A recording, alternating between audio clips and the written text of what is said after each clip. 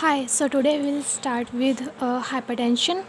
In this topic, we'll see definition of hypertension, types, etiology, risk factors, pathophysiology, clinical features, diagnostic evaluations, management, and nursing management. So let's start.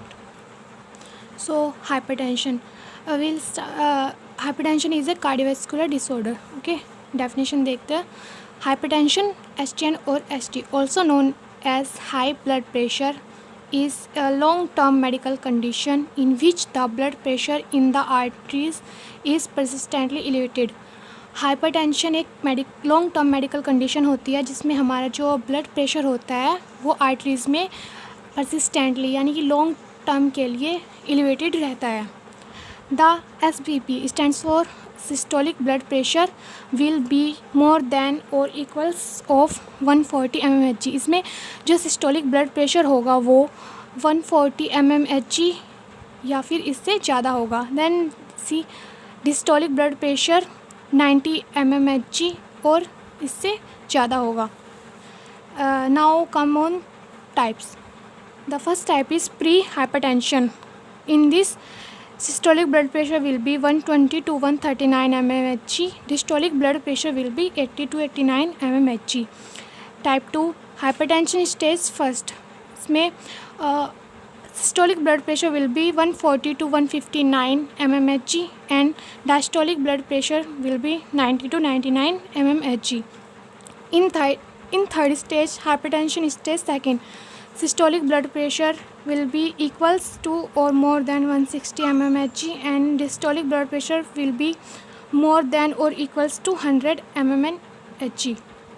Then fourth type is pregnancy induced hypertension. Literally क्या होता है pregnancy के दौरान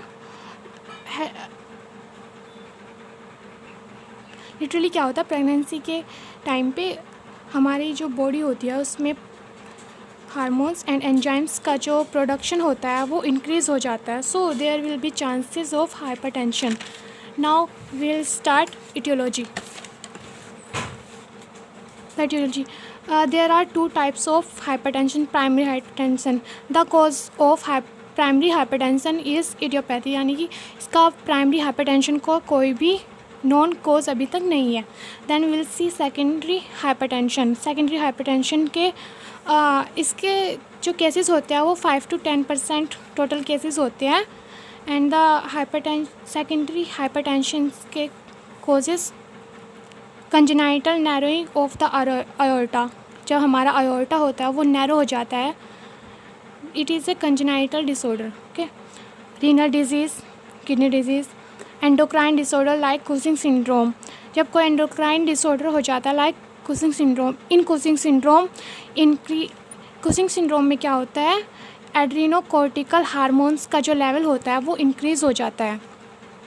neurological disorders like brain tumour and head injury, sleep apnoea, breath loss during sleeping, medications like oral contraceptives, pills, non-steroid anti-inflammatory and cocaine. Cirrhosis of liver. Cirrhosis stands for chronic liver failure. Okay. Now we'll see risk factor of hypertension. There are two types of risk factor: non-modified and modified. Modified risk factor are those whom we can't change them, and modified are changeable. Non-modified includes age, gender, genetic factors and ethnicity. Modifiable includes obesity, salt intake, saturated fats, alcohol, dietary fibers, smoking, stress, physical activity, socio-economic status. Now come for pathophysiology. The normal blood pressure is maintained by 4 mechanisms. जो normal blood pressure होता है वो 4 mechanism के through maintain किया जाता है. Sympathetic nervous system activities of vascular endothelial, activities of renal system, activities of endocrine system. So pathophysiology we will see in next video. Thank you.